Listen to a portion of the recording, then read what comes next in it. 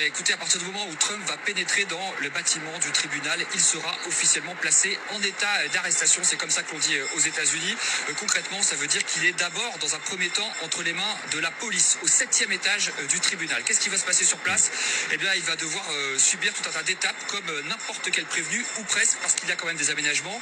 Ce qu'il va faire d'abord, c'est devoir décliner son identité. Nom, prénom, profession. Ensuite, les policiers vont lui prélever ses empreintes digitales. Trump, en revanche, va échapper au fameux mugshot. Vous savez, cette photo d'identité judiciaire qu'on prend aux États-Unis des criminels de face et de profil. Trump est un personnage connu, c'est un ancien président, du coup, pas besoin de faire la photo, ça a été négocié avec ses avocats. Et puis ensuite, eh bien, Trump va être conduit au 15e étage du tribunal, c'est là que se trouve la salle d'audience.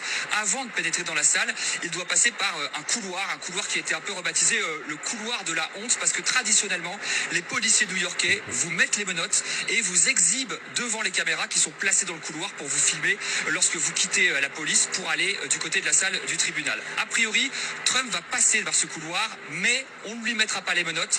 Ça aussi, c'est son statut d'ancien président qui lui donne, entre guillemets, ce privilège. Ensuite, donc, il sera présenté devant le juge pour une première audience. Ce sera un moment très important parce que pour la première fois, l'acte d'accusation sera lu et on saura précisément quelle charge pèse contre Donald Trump. La presse américaine dit qu'il y a entre 20 et 30 chefs d'inculpation. En fonction de la gravité de ces chefs d'inculpation, on verra aussi ce que risque Donald Trump, notamment s'il encourt une peine de prison. Détail très important, les caméras ne seront pas admises pendant cette étape-là dans la salle d'audience. Traditionnellement, d'ailleurs, les caméras ne sont pas autorisées à New York, au tribunal. Plusieurs chaînes de télévision ont fait des demandes pour avoir une exception. Ça n'a pas été accepté.